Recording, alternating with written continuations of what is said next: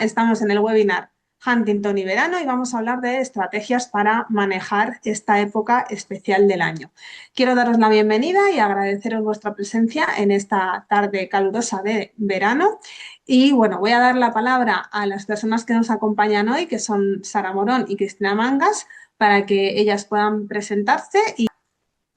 Sí, bueno, encantada. Yo soy Sara, yo soy hija de una madre con Huntington, soy familiar y convivo con la enfermedad. Y sobre todo ahora en verano sí que se nota que las situaciones con la enfermedad de Huntington son más complicadas, la convivencia se complica y por eso hemos pensado que sería importante aprender ciertas estrategias para saber cómo poder lidiar mejor con alguna sintomatología que se puede ver más afectada durante esta época del año. Y para eso tenemos aquí a Cristina Mangas Abeleira, que es psicóloga especialista en neuropsicología clínica en el Hospital Universitario Mancha Centro. Y nos va a contar, pues nos va a ayudar a saber el porqué de muchas de estas conductas y nos va a dar consejos sobre cómo lidiar con ellas mejor. Y agradecer la oportunidad que me dais desde la asociación, especialmente a Ruth Blanco, por estar aquí hoy con vosotros. Voy a tratar de dar algunos consejos útiles que puedan ayudar a situaciones del día a día en esta época del año que se nos puede complicar la cosa. Voy a proceder a compartir una pequeña presentación para que nos sirva de guía a todos para que a partir de ahí pues hagáis vuestras anotaciones y lancéis preguntas y charla y lo que os apetezca, ¿vale? Entonces, vamos a intentar entender un poquito por qué el verano puede ser un reto para la familia y el propio paciente, reconocer señales de alarma, aprender medidas que nos puedan ayudar en el día a día y saber cuándo hemos de consultar al equipo sanitario. Partimos de la base de una enfermedad neurodegenerativa, progresiva, hereditaria, que afecta simultáneamente tanto a movimiento, a cognición, a conducta, a emoción, y que los cambios ambientales que suelen suceder en esta época del año pues nos van a agravar determinados síntomas y nos van a aumentar la vulnerabilidad tanto del paciente como de los cuidadores. Sabemos que el inicio habitual de esta enfermedad se encuentra entre los 35 y 45 años, son pacientes jóvenes normalmente, es una enfermedad genética autosómica dominante, con una mutación en el gen de la huntingtina, una transmisión del 50%. Importante para nosotros que es una enfermedad neurodegenerativa progresiva con afectación predominante, no exclusiva, de carácter frontosucortical.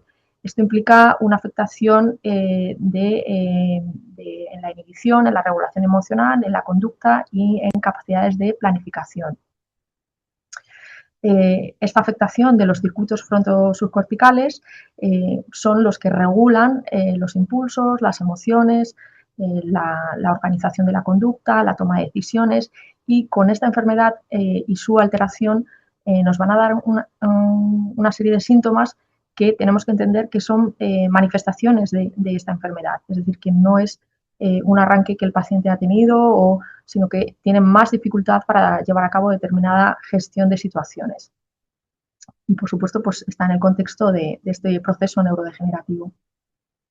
En función de la etapa de la enfermedad en la que nos encontremos, vamos a tener diferentes síntomas que abordar, ¿vale? Entonces, es muy importante también tenerlo claro en qué fase nos encontramos para poder lidiar con esos síntomas. Si es una fase inicial, al principio, o ya es una fase intermedia moderada o una etapa final. ¿Por qué hemos planteado este seminario? ¿Por qué el verano es un periodo de riesgo? Pues todos sabemos que con el calor aumenta la irritabilidad, la agitación y la fatiga. Se pueden producir desregulaciones en el sueño por los cambios de luz y de los horarios. Puede haber un mayor riesgo de deshidratación y esto es muy importante en pacientes con disfagia y con apatía. Los cambios en las rutinas, viajes, visitas, interrupción de actividades programadas que normalmente lleva a cabo el paciente, cambios en los horarios o que haya una rutina mucho menos estructurada. También se puede producir sobrecarga en casa con un incremento de la convivencia, aumentando la carga emocional y la logística y el estrés para toda la familia. Esto va a tener un impacto directo tanto en el bienestar físico y emocional del propio paciente como de la familia, como comentamos. Y supone muchas veces un reto conductual y emocional, el pasar más tiempo juntos y dando lugar a posibles conflictos o más fricción en la familia que debemos de prever. ¿Qué nos podemos encontrar? No tiene por qué pasar todo o puede pasar algunos síntomas, pero es importante tenerlo en cuenta. Pues en verano vamos a aumentar la rigidez cognitiva, la impulsividad, irritabilidad, la apatía, conductas de ansiedad se pueden dar, dificultad para iniciar actividades nuevas sobre todo, o reacciones desproporcionadas ante cambios de rutina o frustraciones. Partimos, como hemos dicho, de que en la enfermedad de Huntington hay determinadas manifestaciones cognitivas que ya tenemos en el día a día y que están presentes en casi todos los pacientes. Es un deterioro multidominio que nos va a afectar a funciones ejecutivas, a la atención sostenida, recuperación de información y flexibilidad cognitiva.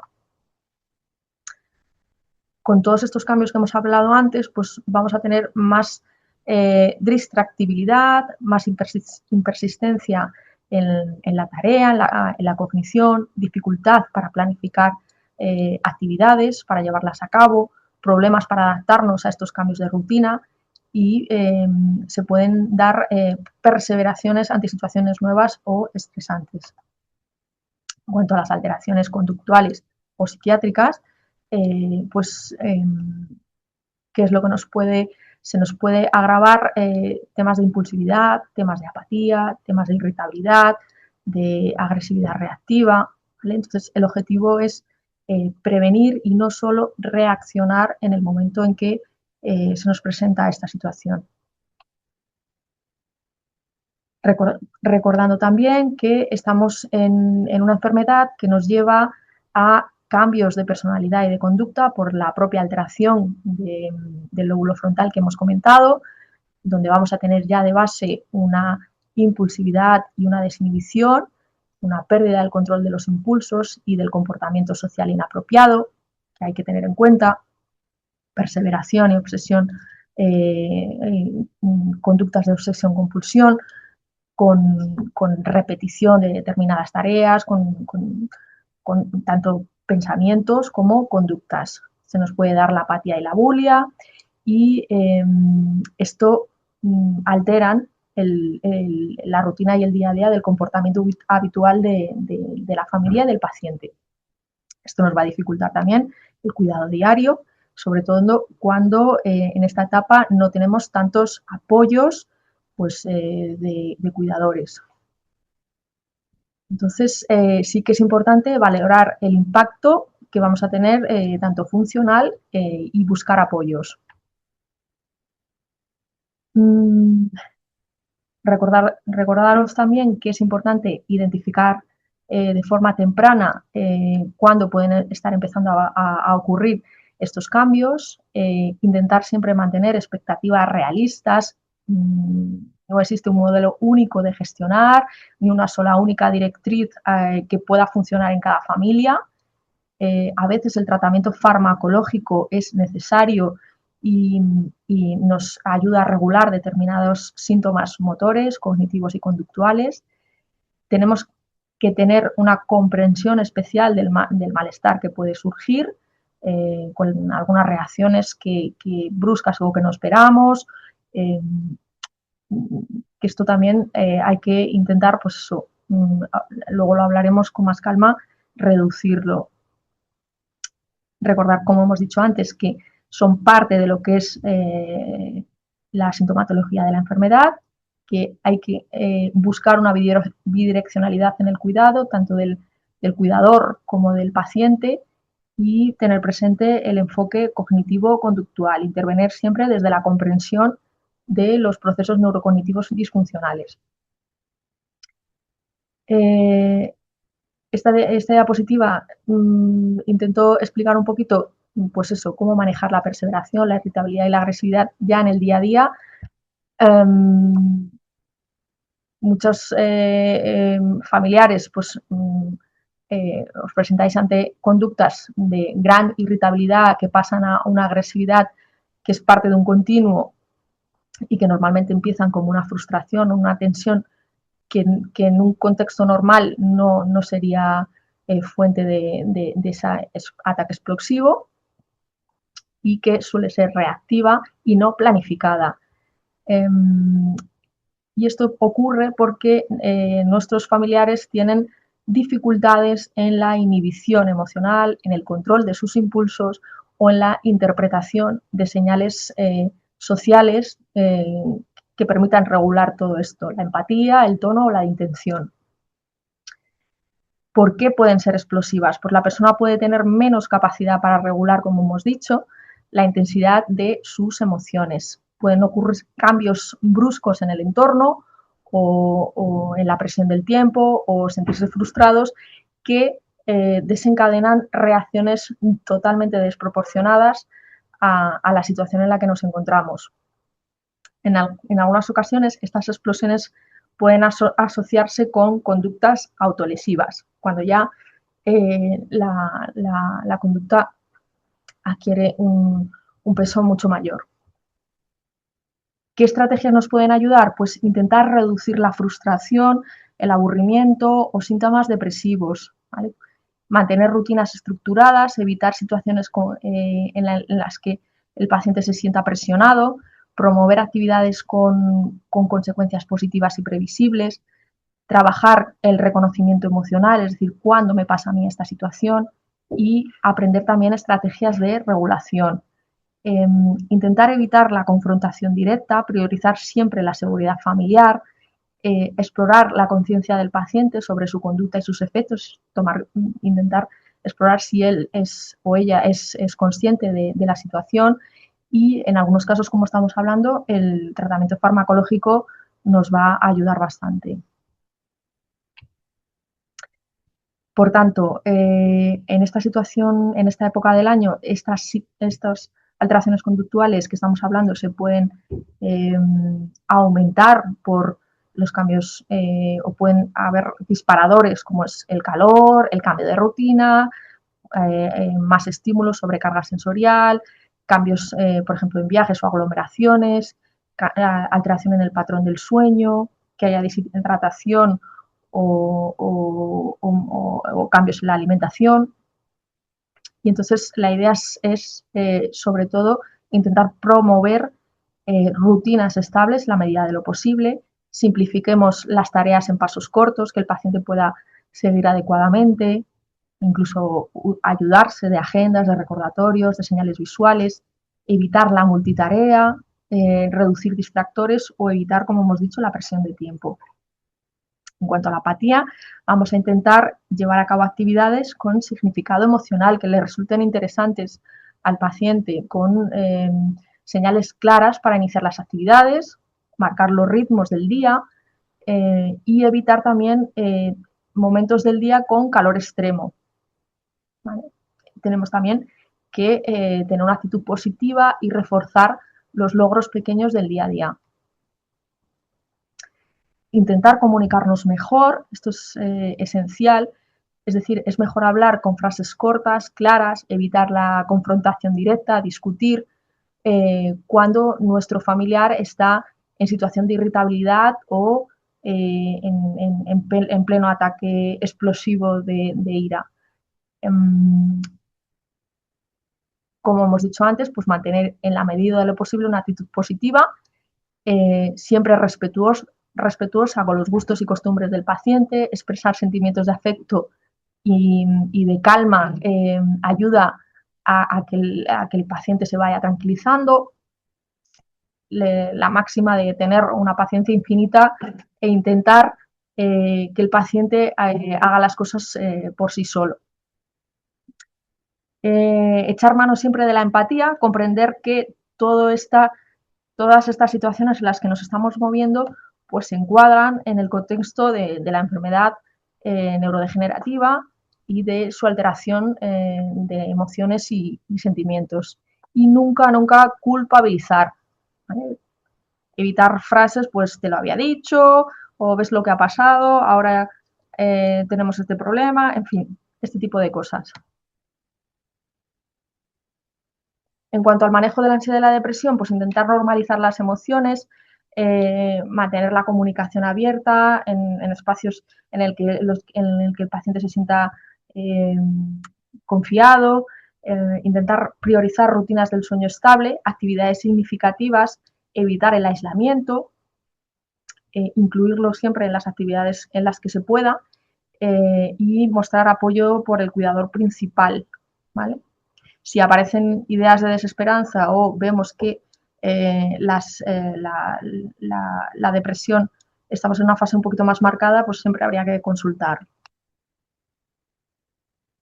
Pueden presentarse también síntomas psicóticos en estas épocas, intentar no confrontar directamente la idea delirante con el paciente, reducir los estímulos que puedan suponer un estrés para el paciente, mantener la actitud de calma, no convertir el delirio o la idea delirante en fuente abierta de discusión, no rebatir ni confrontar, es mejor intentar distraer y centrar la atención en temas pues, más del día a día, reales, a ser posible que supongan un estado positivo para el paciente.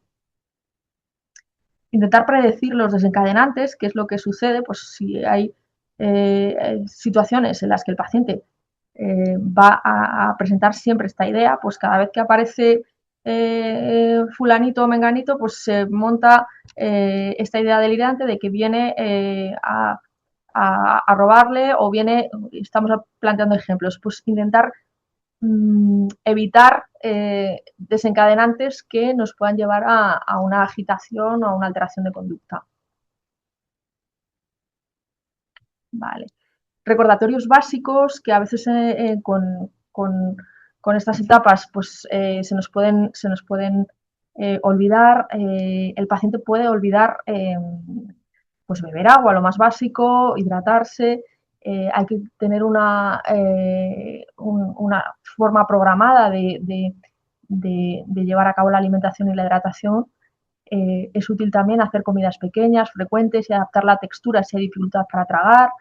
Recordatorios visuales, bebidas frías y alimentos ricos en agua, evitar exposición a horas centrales, siempre llevar ropa ligera y ambientes ventilados. Entonces, en cuanto a la disfagia, como pueden ocurrir cambios en el entorno en que comemos normalmente, restaurantes o otros lugares, prevenir el atragantamiento, comer despacio, sin distracciones, con ayuda si hace falta, nos puede marcar una diferencia. Como hemos dicho, vamos a priorizar rutinas y actividades con horarios fijos, actividades cortas y predecibles que el paciente pueda manejar, evitar los cambios bruscos e inesperados y promover ambientes tranquilos.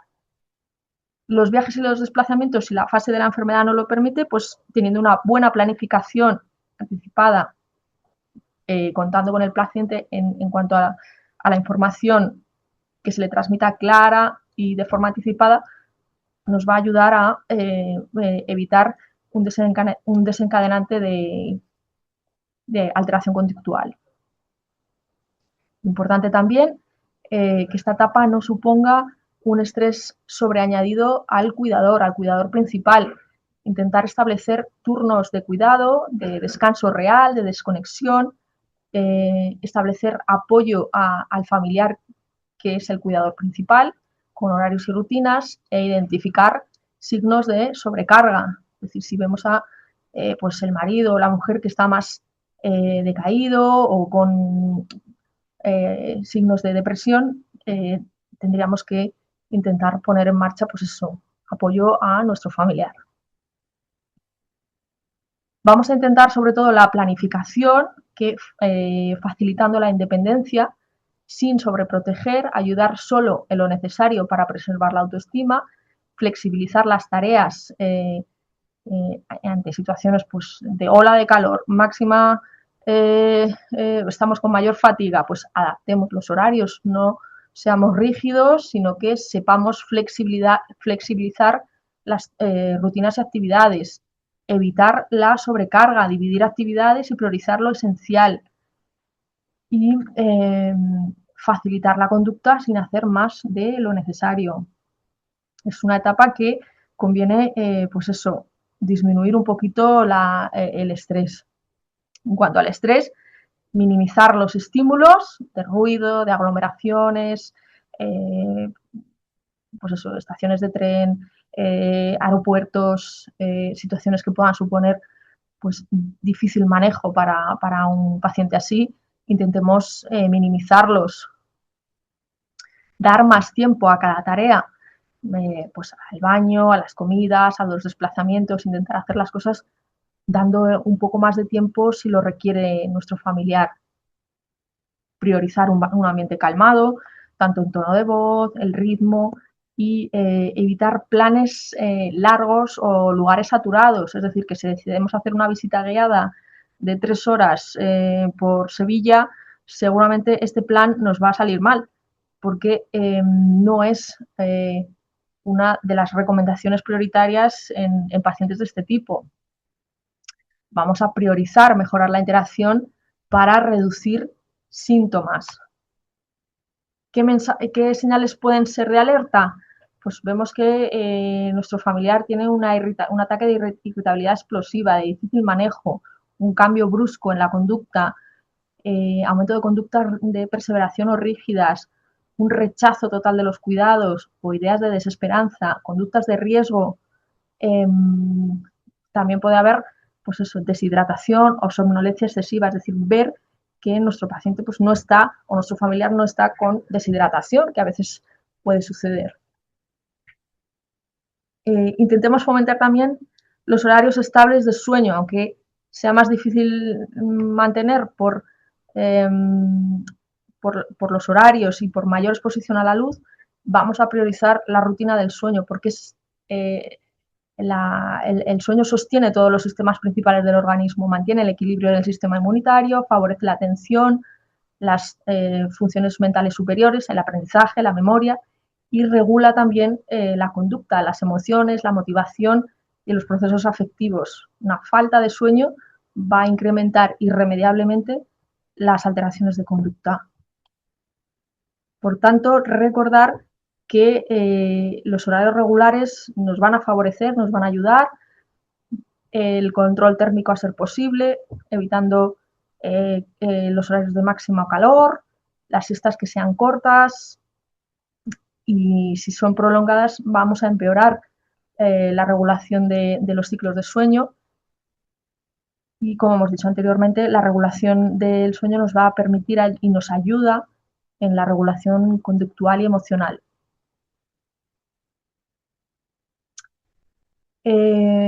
Por tanto, simplemente recordaros que bajo la base y el contexto en el que nos encontramos, prioricemos la hidratación estructurada, rutinas estables, incluso a ser posible vacaciones, pues mantener algo de estimulación cognitiva, de ejercicio físico, de socializar, ¿vale? Evitar las actividades en horas de máximo calor, ambientes tranquilos que nos puedan suponer, pues eso, viajes que nos puedan suponer un estrés desproporcionado, pues a lo mejor no vamos a disfrutar de ese viaje tanto como lo esperábamos. Planificar anticipadamente las tomas de medicación, los desplazamientos, los descansos y, muy importante también, el cuidado del cuidador, de esa persona que se hace cargo de todo esto, estableciendo turnos, estableciendo rutinas de apoyo familiar con otros cuidadores y que se lleve a cabo un descanso real. Por tanto, el verano no nos cambia la enfermedad, no nos cambia con lo que ya convivimos durante todo el año, pero sí nos puede suponer un reto y nos puede hacer que sea más difícil de llevar esta situación. Entonces, se trata de prevenir situaciones de riesgo en las que nuestro paciente va a ser más vulnerable y tener en cuenta que estamos en un contexto en que no son voluntarios los síntomas que se puedan incrementar o que puedan ser desproporcionados.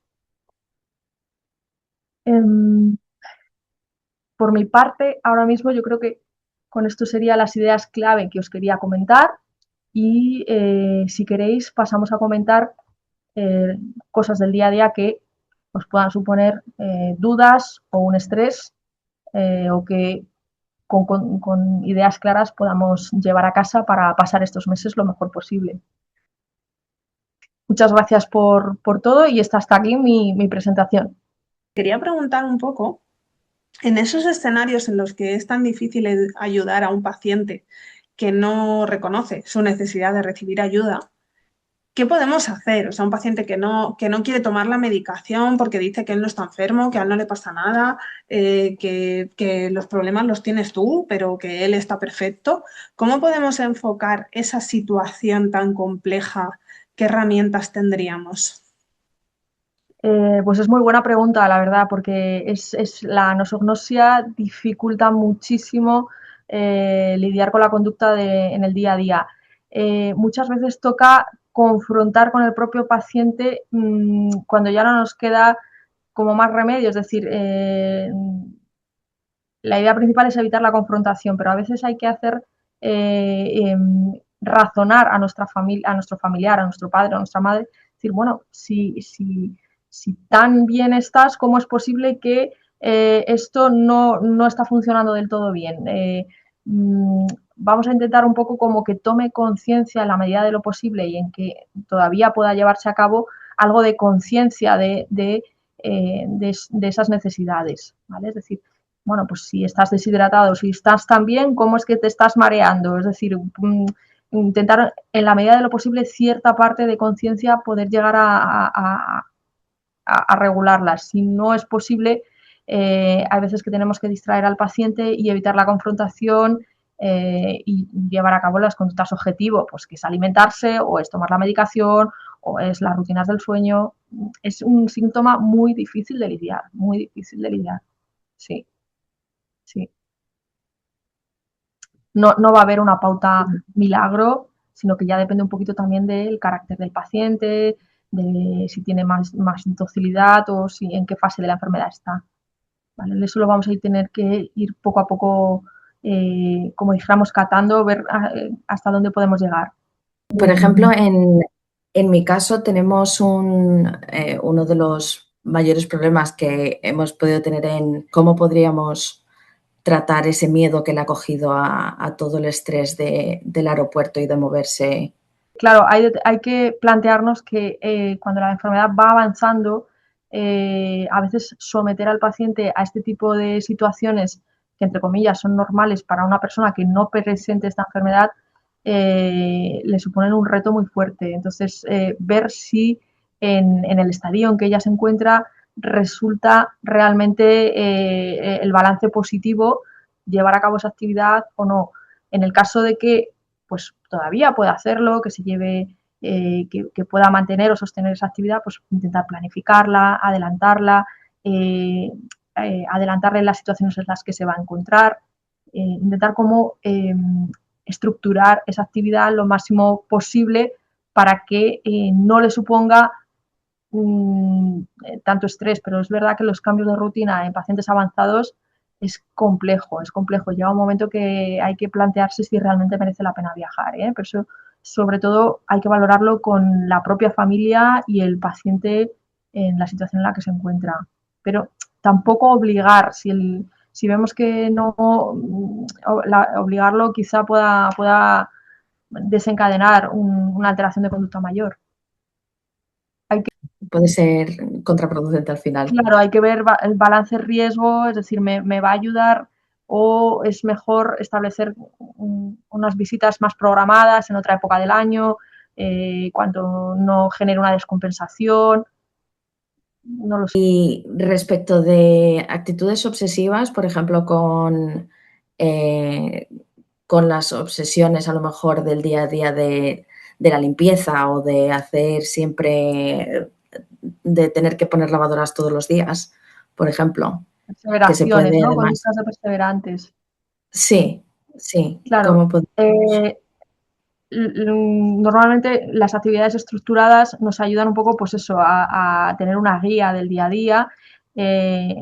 Incluso cuando vemos que el paciente persevera varias veces en la misma rutina, es decir, pues voy a la compra 5 veces, pues intentar distraer a ese paciente con otra actividad que le resulte significativa. Dicen, bueno, ya hemos ido a la compra, ahora vamos a ordenar este armario, por ejemplo, intentar que distraerlo de ese foco en el que se ha metido, ¿vale? De una manera que le resulte atractiva la nueva actividad, ¿vale? Para cambiar un poco el foco de atención, que podría ser Vale. una idea.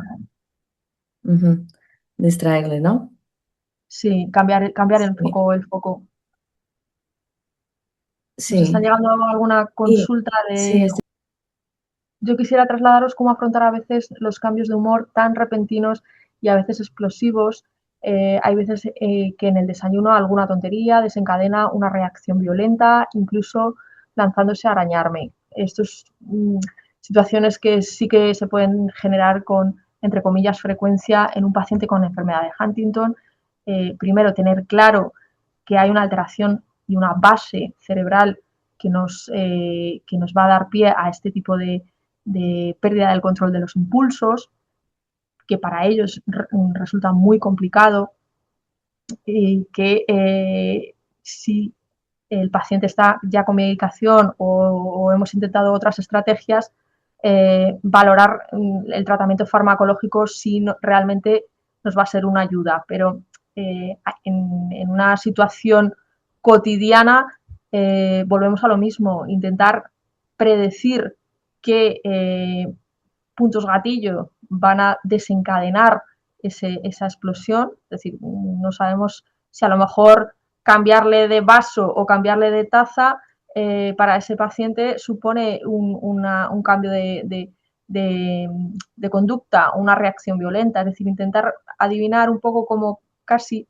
estudio científico de nuestra casa qué pueda desencadenar, o siempre ocurre lo mismo en esa situación, o hay veces en que intentar adelantarnos si es posible, que a veces no lo es, y si eso ocurre, intentar calmar con una actitud siempre positiva, no confrontar, no escalar la discusión y sobre todo distraer, porque la confrontación directa no va a ayudar a la gestión, a que el paciente reaccione como nosotros esperamos. Eso no nos va a resultar, ¿vale? Es decir, que es, esperar que esas conductas se puedan producir, porque estamos en esta enfermedad, intentar predecirlas y en el caso de que ya sucedan, intentar mantener la actitud positiva y la calma y reconducir al paciente de alguna manera, ¿vale? Sin escalar la discusión.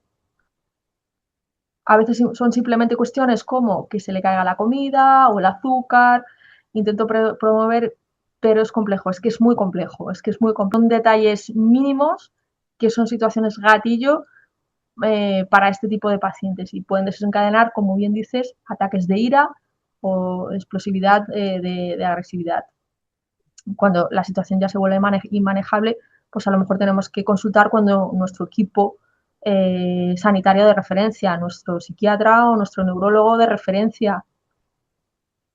¿Y qué consejos darías a los cuidadores, ¿no? Porque es como, bueno, al final una parte de la responsabilidad de mantener un entorno que no sea, que no agrave la situación de tensión del paciente recae sobre los hombros del cuidador, ¿no? De decir, bueno, intenta tú modular, intenta no provocar, intenta no exacerbar, intenta no razonar lo que no es viable para el paciente. ¿Qué consejo o cómo podrían los cuidadores afrontar esa inhibición impuesta, porque claro, estamos hablando de que el paciente está desinhibido, entonces esto implica que el cuidador, que es el que se supone que tiene todavía la capacidad de controlar impulsos, tiene la responsabilidad de controlarse. ¿Cómo podemos controlarnos? Porque somos humanos. ¿Y qué pasa si no lo Claro. hacemos?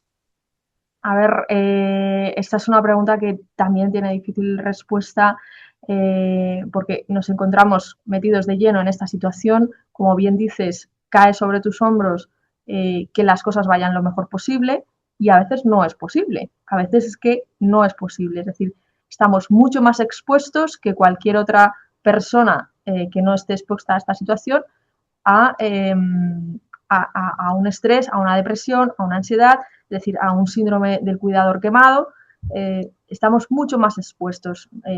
Primero, tomaría conciencia de que esto me puede pasar, tomaría conciencia de en qué situación me encuentro, si necesito esos descansos para poder afrontar ese día a día y ver un poco las necesidades que a lo mejor me olvido de ellas. ¿Vale? Entonces, hay que gestionar el cuidado del familiar, pero en conjunto con nuestro autocuidado. Y es muy importante la autoconciencia de cómo nos encontramos. Si estamos en una mala época, con mayor estrés en el trabajo, familiar, nuestra propia familia, y se nos hace muy difícil pues llevar pues eso, las alteraciones conductuales con descansos, intentar programar un poco y obligarme al autocuidado, teniendo conciencia de que esto me puede pasar porque estoy expuesto.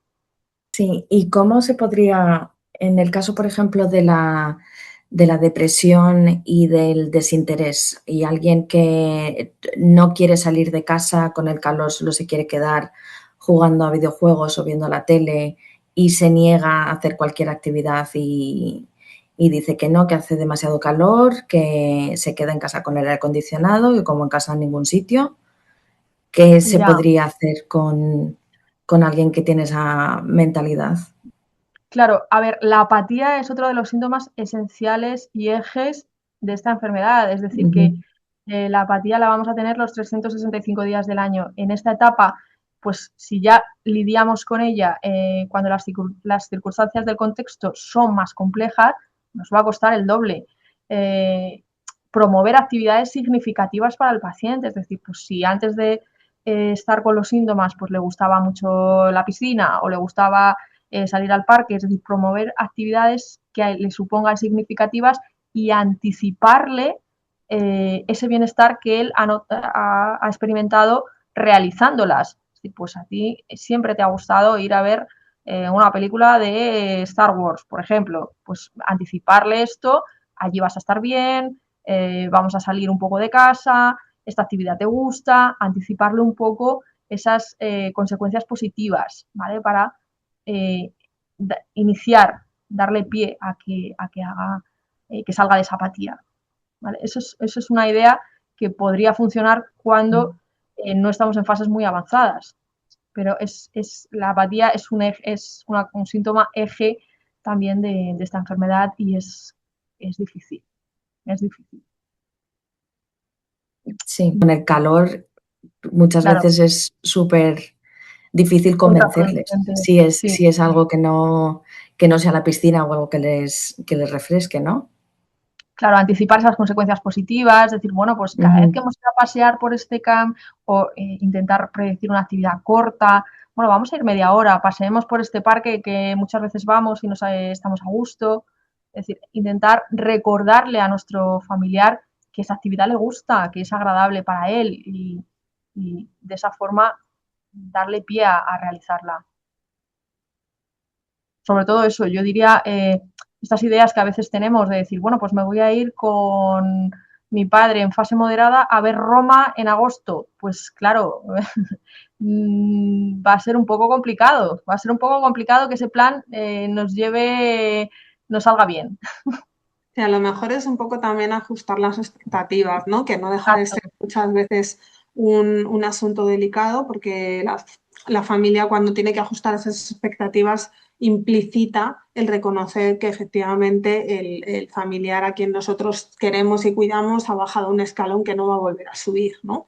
Y eso a veces es cuesta, difícil cuesta. también, ¿no? Sí, Sí, hay que manejar ese pequeño o ese gran duelo de que hay que adaptar lo que vamos a poder exigir y lo que no, ¿vale? Es decir, no estamos ante un sujeto o una persona sin ningún tipo de enfermedad y la enfermedad que estamos en la que nos encontramos lleva muchos retos asociados, muchos. Mm. Claro, porque ¿Y muchas cómo veces podríamos hablamos, ajustar? Ah, perdona, dale, dale, perdón, Sara. No, no, sí. sí. No, ¿cómo podríamos ajustar esas expectativas con, con nuestro pariente? Porque, por ejemplo, y es la primera que quiere hacer grandes viajes, es la primera vez que quiere seguir teniendo los veranos como si no tuviese Huntington. ¿Cómo podríamos nosotros ajustar las expectativas Claro, pues a eso, ¿no? Sin hacerla ver que, y bueno, decirles que ya no puedes hacer este tipo de cosas? bueno, podemos adaptarlo, es decir, bueno, sí que podemos hacer este viaje, pero a lo mejor en otra época que resulte con menos aglomeraciones, con menos estrés sensorial, en la que puedan haber situaciones imprevistas que no vamos a manejar bien, con cambios en la alimentación, cambios en los ritmos del sueño, que al final lo que vamos a hacer es perjudicar en muchas ocasiones la estabilidad emocional, conductual y cognitiva del paciente. Es decir, ver hasta qué punto lo que nos está pidiendo, es decir, esto pasa mucho con el Alzheimer. Hay muchos pacientes con Alzheimer en estadio avanzado que quieren seguir conduciendo. Digo, bueno, vale, pero no es realista, ¿no? Pues es un poco lo mismo, es decir, ver que lo realista de ese objetivo. Si en el día a día o durante el año mi madre pues apenas puede hacer ciertas actividades, no le vamos a proponer ahora una de muchísima mayor exigencia. Tienen que estar adaptados al día a día. ¿Cómo podemos afrontar el reto, ¿no? de pacientes que quieren seguir conduciendo, aunque objetivamente puedan ser un peligro para sí mismos, y ya no solo para sí mismos, sino para otros viandantes, peatones o conductores que se puedan cruzar en la carretera? Porque recordemos que al final la capacidad de raciocinio se ve perjudicada. Entonces, ¿cómo razonamos con un paciente que va a tener esa capacidad alterada?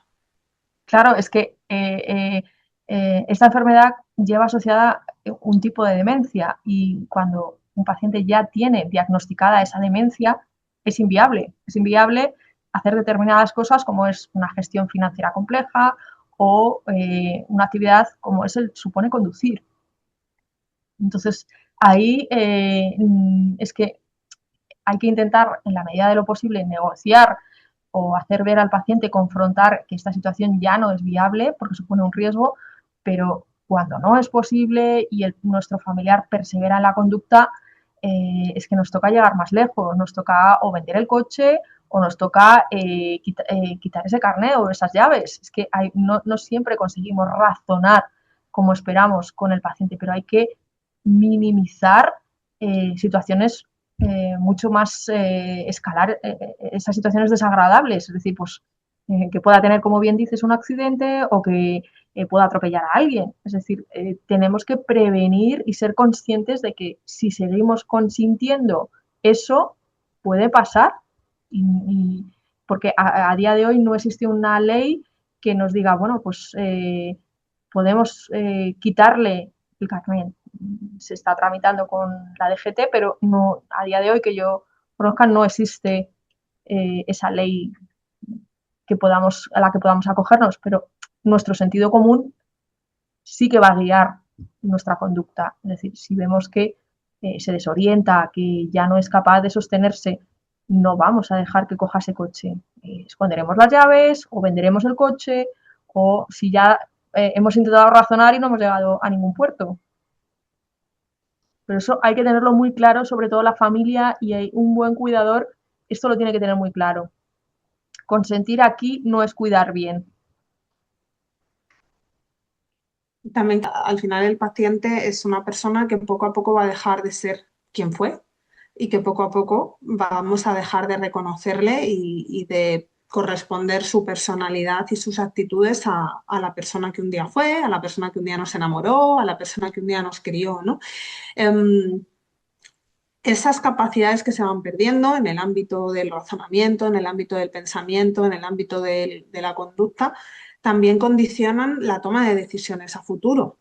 Sí. ¿Cómo podríamos sacar o abordar el tema de la toma de decisiones anticipadas, ¿no? Porque esto no deja de ser un asunto que para cuidar bien, bueno, pues no hay que consentir, pero para cuidar bien hay que conocer los deseos y las voluntades y las necesidades del paciente en asuntos que a lo mejor son delicados de hablar, ¿no? ¿Cómo manejarías esa cuestión, Cristina?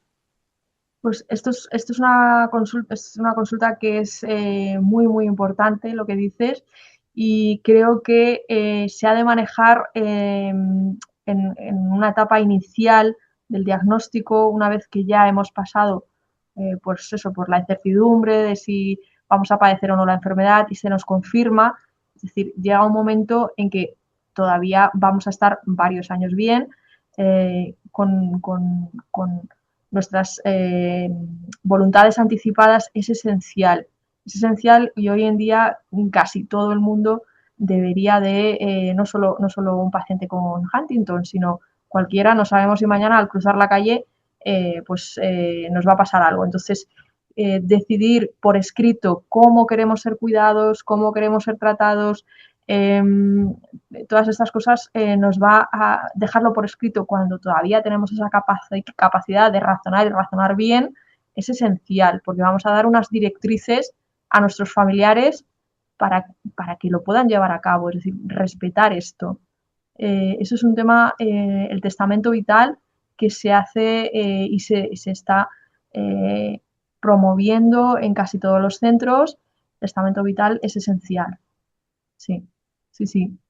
Y además comentas una cosa muy interesante, ¿no? Que muchas veces ponemos el foco en el paciente porque es como al que tenemos consciente de que tiene una necesidad de salud más evidente o más inminente, pero nos olvidamos de que el cuidador en el fondo es el que se encuentra más desprotegido, porque Ha perdido.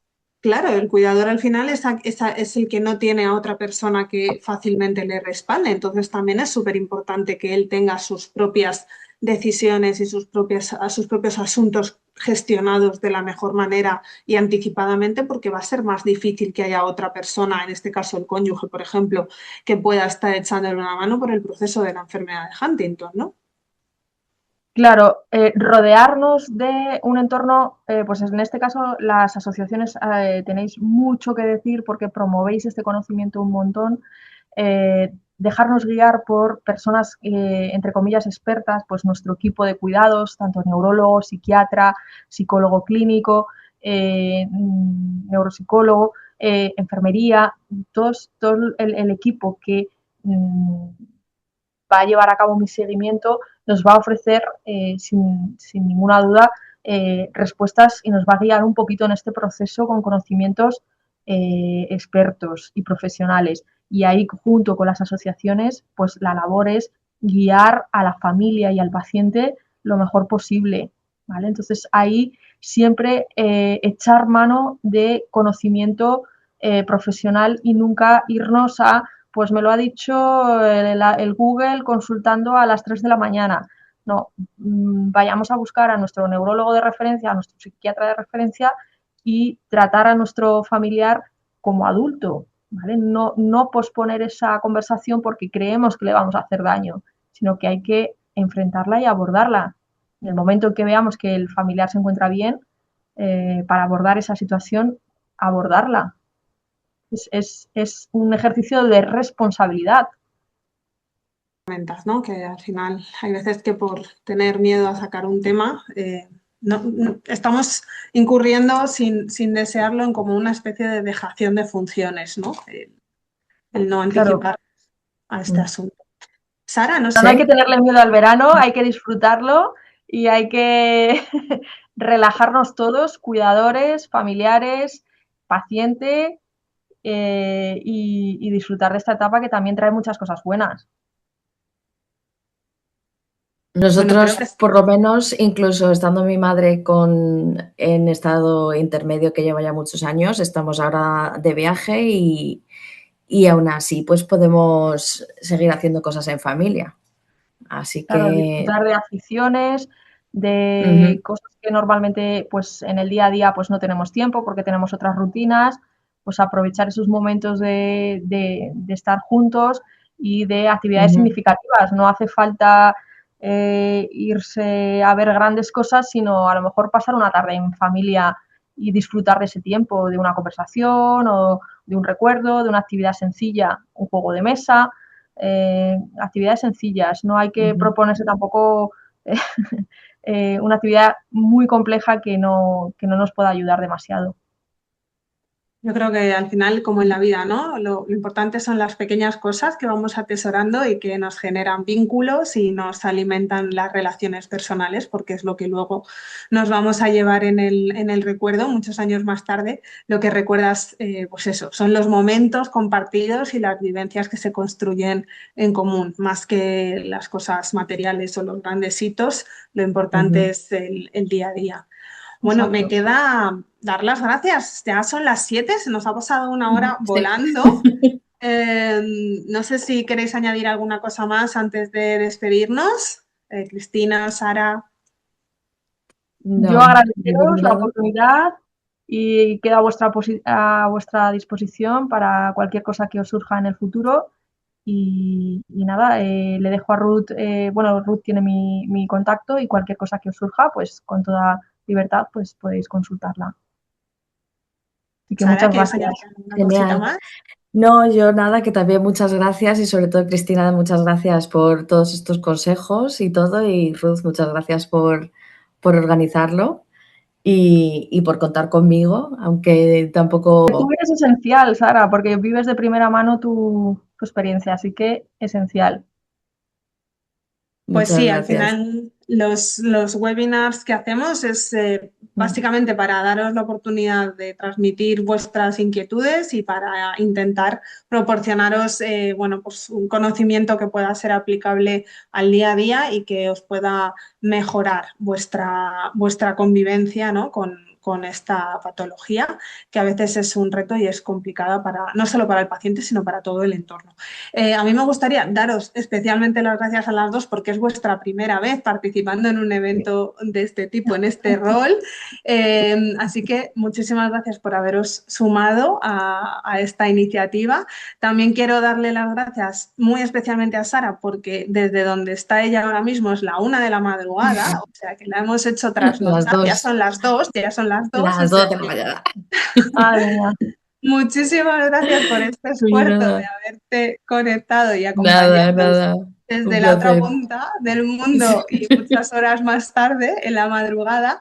Y bueno, pues me queda transmitiros el agradecimiento que nos está llegando por chat de la gente que nos ha escrito, ¿no? Dándonos las gracias por este webinar. Me queda también pues desearos un muy feliz verano a todos y a todas, deciros que las asociaciones estamos aquí para echaros un cable, a pesar de que, como decía Cristina, no tenemos recetas mágicas. Y recordaros que para todas las personas que estáis interesadas en las actualizaciones en investigación que se están llevando a cabo en la enfermedad de Huntington, pues se ha abierto el plazo de inscripción para el Congreso HDN, que es el Consorcio de Investigación Clínica para la Enfermedad de Huntington a nivel europeo. Pues este congreso tendrá lugar del 22 al 24 de octubre en Cracovia, Polonia. Las familias miembros de la enfermedad de Huntington no tienen que pagar tasa de inscripción y se pueden apuntar para vivir de primera mano todas las actualizaciones y tener la oportunidad de conocer lo que está pasando en el contexto de la investigación de la enfermedad de Huntington en este congreso que se hace cada 2 años, inscribiéndose hasta el 31 de julio, que es cuando se acaba el plazo. Así que nada, me queda deciros que estamos a vuestra total disposición, agradeceros la presencia que habéis tenido hoy, recordaros que el webinar se ha grabado, entonces subiremos la parte con la información general que ha ofrecido Cristina en las próximas semanas, así que estad pendiente de las redes sociales si queréis volver a repasarlo o lo queréis compartir con personas de vuestro entorno que creáis que pueden serle de utilidad esta información. Y nada, muchísimas gracias a todos y feliz verano. Feliz verano. Hasta luego a Pues todos. un saludo. Gracias, feliz verano. Chao, Chao. chao. Hasta luego.